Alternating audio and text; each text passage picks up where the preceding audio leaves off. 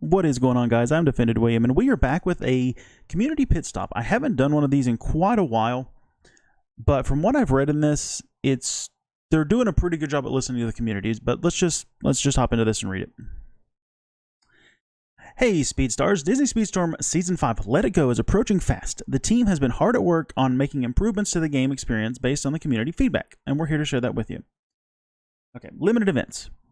Upgrading your racer of choice. A new type of limited event will be introduced in Season 5 that gives players more flexibility on the racers they want to upgrade. In this new limited time event, players will be able to select a specific racer from a selection to earn rewards for that racer. Once a player has completed all objectives for a particular racer, they'll have to wait a refresh timer to reset to be able to select a different racer to progress. Players will also have the option to automatically reset the refresh timer, with tokens, surprise, surprise. But I think this is pretty huge for the game, like not being stuck behind the characters they want to give us upgrade parts for and the characters we actually get to choose now. Like, I think this is huge. This is something the game's needed for a while, because I know certain players want to upgrade certain racers, but there are no events for them, like the Monsters Inc., for example. They took away the upgrade box this season for them and replaced it with Lilo and Stitch. For new players, that kind of sucked, because if they unlocked Mike, Sully, Randall, or Celia, they couldn't get upgrade parts for them unless they bought them, or did ranked, which a lot of people don't want to do ranked yet. So I think this is a great improvement. This is something that this game is needed, especially for new players, and I'm very happy with this change. It all started with the Mouse Limited event. Previously enabled players to earn 1 Mickey Mouse Racer Shard each day until they reach 3-star Mickey. Players will now be able to earn 1 shard each day until they reach 5-star Mickey, which again is great. At least it gives new players and old players the ability to earn a 5-star racer. Ranked multiplayer. Starting in Season 5, we will be increasing the amount of upgrade parts players can earn by ranked multiplayer for all racers. This change is aimed to making it easier for players to reach a 3-star racer. Rewards for progressing through this different NPR leagues can only be earned once, which means that for some of our veteran players, this will not benefit from the aforementioned increase in rewards. Now, I know this is going to be very controversial, because I know a lot of veteran players, like myself, have racers all the way up to champ. We will never be able to get all those increases in rewards. Now, to me personally, I don't see this as a problem, because I have all my racers except I think 2 at all 4 stars. So for me, I don't really see this as an issue, but I know some players will. I think they're kind of screwing their older player base by doing this, because we are the reason why this game has done so well. Like, we have supported this game, we have shared this game with people, told people to play it, and yet they're just going to not help us out too. You know what I'm saying? Like I said, to me, it doesn't bother me, but I know from a stance of some players, it's going to really affect the way they see this game. Gameloft, I think you need to tweak that a little bit. Like, at least give the veterans players something. Don't just shaft us like this. It makes us not feel as loved by the devs, if that makes sense. But anyway, I just see that's being very controversial. We'll see exactly how the community feels about this going forward. Lobby size. Now, this is one I didn't read here. The game will now prioritize having at least 3 players in a lobby before a race is launched. This should reduce the number of 1v1 races in higher NPR levels. This is huge. Oh my god. This is something I didn't see the first time I read it. Oh my god. That is huge. I am excited for that. That's going to make these higher ranked multiplayer races a lot less grindy, I should say, because 1v1s, especially if you go up against some of the higher players that spend way too much money in the game, at least you have a chance of actually earning points and not just losing consistently.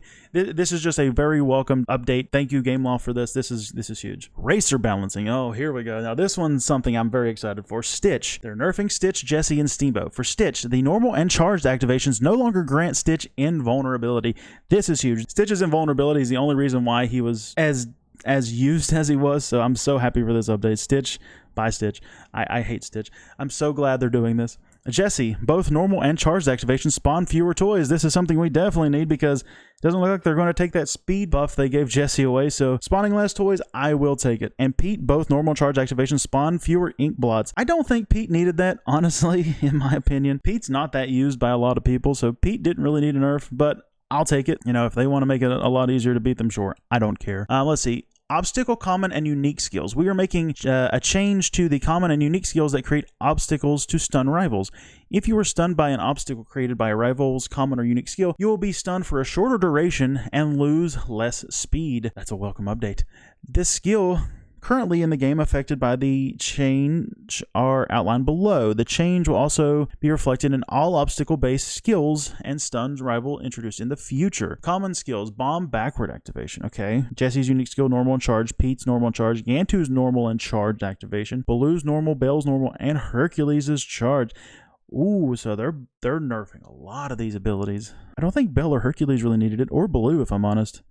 Jesse, Pete, and Gantu, I can see why, but the other three, I just don't get. I think that one's a mistake because Belle's abilities really, I mean, Belle's not a bad racer by any means. She's one of my favorite speedsters, but to nerf her at her normal skill is just, that's going to make Belle even worse. I mean, because like I said, I love Belle, but she's not the fastest speedster, and the skill of hers that helped stun people helped her stay ahead a bit, so this is going to nerf Belle to... I don't think Belle needed this. Blue and Hercules I can understand. Blue's got great top speed, and Hercules has got some good top speed as well. So, but Belle, this is going to hurt Belle more than anybody. Season Tour, daily and season missions. Daily missions now grant 250 XP towards the Golden Pass progress. They keep changing these. I wish they would just leave them alone. Season milestones now grant either 650 or 1400 XP to your Golden Pass progress. Jesus, dude. So, I mean, that's not needed at all unless they're planning to make the season missions like they make you work harder for it to finish them. Like that doesn't make sense to me. Mystery races boxes. Mystery races. Shit. Okay, mystery races. Mystery race boxes in Season Tour will now require less races to earn all rewards. Thank God, because I still haven't done the ones for Season 4, and this season ends in 3 days. That's a great improvement, and it says the amount of rewards has not been reduced. That's a great update. Thank you, Game Off, so much for that. General fixes and improvements. Daily and season missions will no longer have a game mode restrictions. Ooh, that's great. I'm very happy for that. At least we don't have to do certain stuff with the ranked anymore. That's because I didn't do any of those because I don't want to lose rank points. The skip button now works as intended during the race intro animation. Yeah, they broke that. So that's great that they fixed that. Various improvements have been made on to mobile version control schemes. Okay, I haven't played mobile yet. Improvements have been made to several menu animations and UI elements, and various audio improvements and fixes. One thing I noticed that they didn't mention in this was why the Kawaii maps are not in regulated rotation, and they're not fixing that apparently. I don't know if they're aware that they're not in the rotation, but the thing that I see being the most controversial out of all this is this. The ranked rewards for veteran players. That I see being the most controversial, but I'm so glad they're nerfing Stitch and Jessie.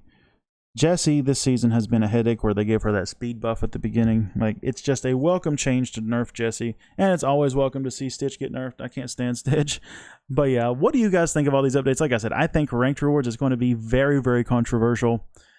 And this one might be as well, but this is the most controversial thing I think is going to pop out of this. But what do you guys think? I think the best update was this. Lobby sizes for higher NPR races. Like, that's just something that doesn't affect most players. But for me, I welcome that change very, very much. And I think this Belle nerf they're giving her is going to really hurt Belle. But let me know what you guys think in the comments below. I hope you guys enjoyed, and I will see you guys in the next one.